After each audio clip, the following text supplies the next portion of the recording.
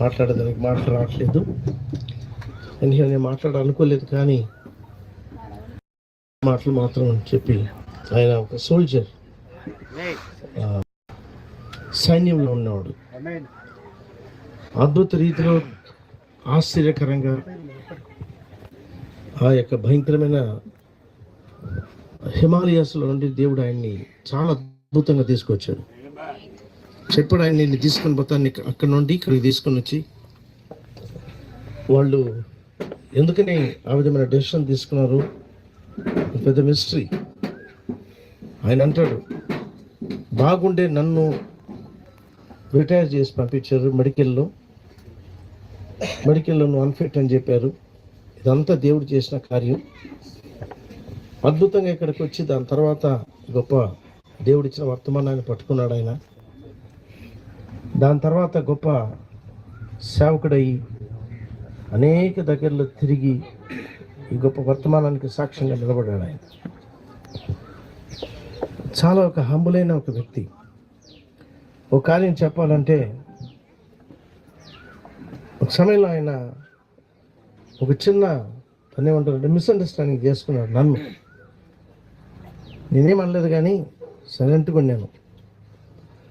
దాన్ని ఇంకొకరు విశ్వాసులు ఆయన దగ్గర దాన్ని క్లారిఫై చేశారు. దాన్ని క్లారిఫై చేసిన తర్వాత తొందరగా మా ఇంటికి వచ్చారు చెన్నైకి. ఎవరు లేరు ఇంట్లో, వాళ్ళందరూ ఊరికి వెళ్ళిపోయాడు. నేను ఒంటరిగా ఉన్నాను. తలుపు తట్టారు, తెలుస్తూనే రవి గారు వచ్చారు. ఆశ్చర్యపడ్డా, ఇంత దూరం ఎందుకు వచ్చావయ్యా అని.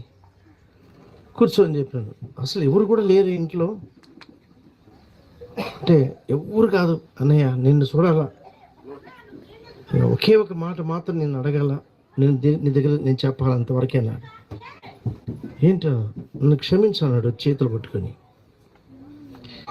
అరే నువ్వేం చేసినావు, నన్ను దగ్గర వచ్చి క్షమాపణ అడుగుతున్నావు అంటే, లేదని నేను తప్పుగా అర్థం చేసుకున్నాను.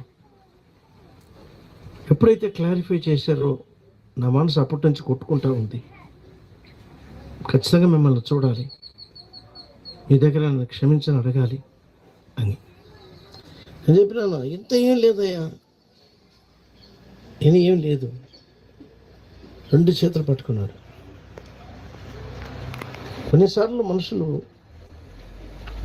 క్లారిఫికేషన్ వచ్చినా కానీ పట్టించుకోరు, వెళ్ళిపోతారు. అక్కడే ఒక మనిషి యొక్క గ్రేట్ క్యారెక్టర్ బయటపడేది, ఆయన గుణలక్షణం అనేది బయటపడేది. నిజంగానే ఒక మంచి ఫ్రెండ్గా, స్నేహితుడిగా, దైవజనుడిగా, స్నేహితుడిగా, ఒక మంచి సోల్జర్ మాత్రమే కాదు, ఆయన ఆత్మీయంగా కూడా ఒక సోల్జర్, సైనికుడిగా నిలబడ్డాడు. 64 సంవత్సరాలు అంట. బైబిల్ చదువుతూ ఉండేటప్పుడు నేను అనుకుంటాను, యాకోబు ఫరో ముందు నిలబడినప్పుడు నీ వయసు ఎంత అడుగుతున్నాడు. ఆయన అంటున్నాడు, నా యొక్క ఏజ్ అని చెప్పలేదు ఆయన, ద పిల్గ్రిమేజ్ అంటున్నాడు, నా యొక్క యాత్రికుని యొక్క దినములు అని చెప్పి ఆయన చెప్తున్నాడు. అయినా నా పితరుల మాదిరి నేను కాదంటున్నాడు. అదే ప్రకారంగా మనం కూడా ఈ లోకంలో యాత్రికులమే. మనకైనా ఒక సెట్ టైం పెట్టి దేవుడికి లోకానికి పంపిస్తున్నాడు. దాంట్లో దేవుని మహా గొప్ప తన యొక్క ఉద్దేశాన్ని, చిత్తమును చేయాలని ఆయన ముందు ఏర్పాట్లో మనల్ని ఏర్పరచుకొని ఒక స్పెసిఫిక్ పర్పస్తో ఇక్కడికి పంపిస్తున్నాడు. దాన్ని అర్థం చేసుకొని ఆ దేవుని యొక్క మహా గొప్ప చిత్తాన్ని, ఆయన ప్రణాళికలో ఏం చేయాలని ఆయన ఉద్దేశించాడో దాన్ని చేసి ముగించిన తర్వాత, దాన్ని మన ప్రవక్త అన్నాడు, ఆయన ముగించిన తర్వాత నా టైం అయిపోయిందంటే ఒక్క నిమిషం కూడా నేను ఈ లోకంలో ఉండేదానికి ఇష్టపడిన అన్నాడు ఆయన. ఆ ప్రకారమే పాస్టర్ గారు చెప్పినట్టు, అరుణ్ కుమార్ గారు చెప్పినట్టు అవి ఇవి ఎన్నో చెప్పొచ్చు, కానీ అంత కాదు. ప్రవక్త 56 సంవత్సరాలు వెళ్ళిపోయాడు. ఈ 64 సంవత్సరాలు ఇక్కడ ఉండి అనేక ఆత్మలకి నిజంగానే గొప్ప సాక్షిగా నిలబడి అనేక స్థలాలలో అనేక సంఘాలలో ఆయన దేవుని వర్తమాన ధైర్యంగా చెప్పిన ఒక మంచి దైవజనుడు. చనిపోయిన తర్వాత ఎక్కడ పోతామని వర్తమానం నమ్మే వాళ్ళకి క్లియర్గా తెలుసు. మనమేమో పొగ అయిపోము, లేకపోతే కనపడకుండా పోము. నిజంగానే మనం ఏ రూపులో ఉంటాం, ఎట్లుంటాం, ఏ విధంగా ఉంటాం, ఎంత సంతోషంగా ఉంటాం. రక్షింపబడిన వారు పైన ఆ స్థలం అనేది 6th డైమెన్షన్, 6వ పరిమాణంలో ఏ విధంగా ఉంటాడు ఆయన అని. ఆయనను శారీరకంగా ఆయన పోగొట్టుకున్న భార్య బిడ్డలకి, గ్రాండ్ చిల్డ్రన్ అందరికీ ఒక దుఃఖం ఖచ్చితంగా ఉంటుంది. దేవుడు వాళ్ళకి అందరికీ ఆదరణ, ఓదార్పు దయచేసి ఆయన కట్టి నిలిపిన సంఘము రూఢిగా మొదలు చెప్పిన ప్రకారంగా, పాస్టర్ గారు చెప్పిన ప్రకారంగా ఒక కాపరి వెళ్ళిపోయిన తర్వాత సంఘం చాలా గలిబిలి అవుతుంది. సంఘ బిడ్డలకి అందరికీ దేవుడు నిశ్చయంగానే ధైర్యాన్ని ఇచ్చి సంఘాన్ని మళ్ళీ నడిపించుకునేదానికి వాళ్ళ కుమారులు సేవకులుగా ఉన్నారు. వాళ్ళందరూ కూడా ఈ గొప్ప వర్తమానంలో రూఢిగా నిలబడి ఆ సేవను కొనసాగించి అనేక వందల ఆత్మల్ని దేవుని యొక్క సముఖానికి తీసుకుని వచ్చే గొప్ప పరిచర్య, సేవ చేయుటకు దేవుడు సహాయం దయచేయను గాక. నిశ్చయంగా ఆయన భార్యని దేవుడు బలపరచును గాక. 3 సంవత్సరాలు ఆమె ఆయనతో ఉంది, తోడుగా ఉంది. చాలా గొప్ప కార్యాలు ఇవన్నీ. దేవుడు వాళ్ళందరినీ దీవించి ఆశీర్వదించి నడిపించను గాక. సమయం అయిపోయినప్పుడు వెళ్ళిపోవాల్సింది. 64 years గ్యాలెంట్ సర్వీస్, గొప్ప దేవునికి సేవ చేసి పిలుపుని అందుకొని ఎర్లీ మార్నింగ్ 2 o'clock 2 గంటలకి ఇంచుమించు నేను అనుకుంటాను దేవదూతలు వచ్చి ఆయన తీసుకెళ్ళిపోయినారు. వచ్చి అడిగి ఉంటారు, రవి లెట్స్ గో అనేసి చూసి ఉంటాడు వాళ్ళని. ఖచ్చితంగానే నవ్వి ఉంటాడు, పోదాం. ఈ బాడీలోంచి బయటికి వెళ్ళిపోయాడు.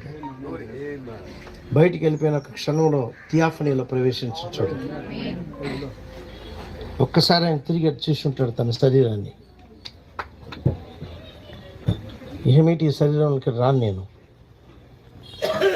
దేవుడు చేసిన శరీరంలోకి వెళ్ళిపోయినాడు. మళ్ళా మనం ఆయన్ని చూసినప్పుడు మహిమ కలిగిన శరీరంలో ఉంటాడు ఆయన. కాబట్టి మనకి శారీర ప్రకారంగా దుఃఖం ఉంటుంది. వర్తమానంలో మనం చదివిన కార్యములు, బైబిల్లో మనం చదివిన కార్యములు, ఒక మనిషి యొక్క ఆఖరి సమయం, ఈ లోకాన్ని వదిలిపెట్టిపోయే టైం అనేది దట్స్ అ రియాలిటీ. నువ్వు ఏం సంపాదించుకున్నావు, that's going to be a reality. నువ్వు రక్షణ సంపాదించుకున్నావా, అది రియల్గా మళ్ళీ దాని యొక్క రిజల్ట్ ఏంది ఆ సమయంలో తెలుస్తుంది. రక్షణ పోగొట్టుకున్నావా, దాని రియాలిటీ ఏంటి, ఎక్కడికి పోతున్నావు నువ్వు, వెలుగు స్థలానికా చీకటి స్థలానికా? కాబట్టి పిల్లరా, నిశ్చయంగానే ఇట్లాంటి సమయంలోనే ఒక వార్నింగ్ ఆర్ మెసేజ్ ఖచ్చితంగానే చెప్పాలి. నువ్వు కానీ రెడీగా లేకపోతే ఇంకొక 100 సంవత్సరాలు ఉంటాను మాత్రం అనుకోబాక. Any time, any hour, any minute, ఏ సమయమైనా, ఏ ఘడిలైనా, ఏ సెకండ్లో అయినా నీ పిలుపు ఉండొచ్చు. ఏ డాక్టర్ నిన్ను కాపాడలేడు, ఏ మందు నిన్ను కాపాడలేదు. ఈ సమయంలో నువ్వు రెడీగా ఉండాలి. దుఃఖపడి అరవకూడదు, నేను రానని. ఖచ్చితంగా లాజరు చెప్పినట్టు నవ్వి దేవదూతలు తెలిపోయేదానికి సిద్ధంగా ఉండాలి. ఇవన్నీ కూడా మనకి నేర్పించేదానికే మన ప్రియ సహోదరుడు పాస్టర్ రవి ఆయన నమ్ముకున్న గొప్ప వర్తమానం, మహా గొప్ప వర్తమానికుడు విలియం బ్రానమ్ ఆయన ఇచ్చిన వర్తమానాన్ని ఆయన చక్కగా చదివాడు. ఒకరోజు ఆయనతో వస్తూ ఉండేటప్పుడు వచ్చే కారులో ఆయన అన్నాడు, అన్నా నీ వర్తమానమే వింటున్నా అన్నాడు. అరే నా వర్తమానం ఎందుకు వింటున్నావయ్యా అంటే, లేదు నాకు పంపించారు, నేను వింటూ వస్తున్నాను అన్నాడు.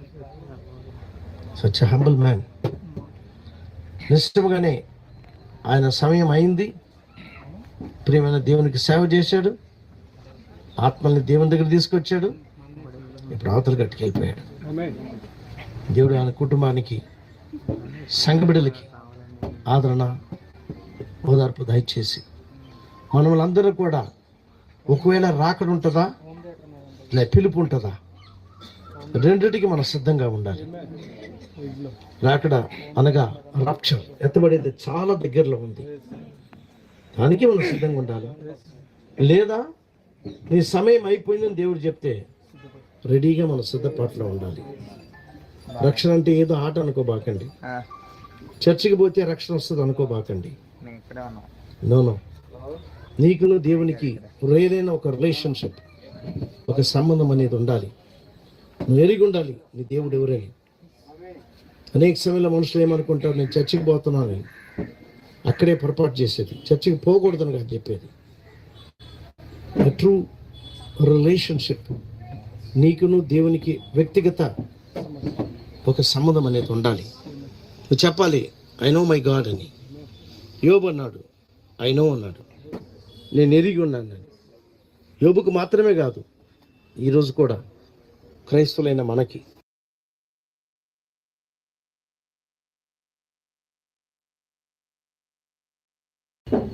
ధైర్యంగా నిలబడే కృపించండి. నిశ్చయంగా దేవుడు ఆ కుటుంబాన్ని, సంఘ బిడ్డల్ని అందరికీ ఆదరణ, ఓదార్పు దయచేసి ఈ కార్యక్రమాన్ని చక్కగా జరుపుటకు దేవుడు సహాయం దయచేయండి గాక. ఆమేన్.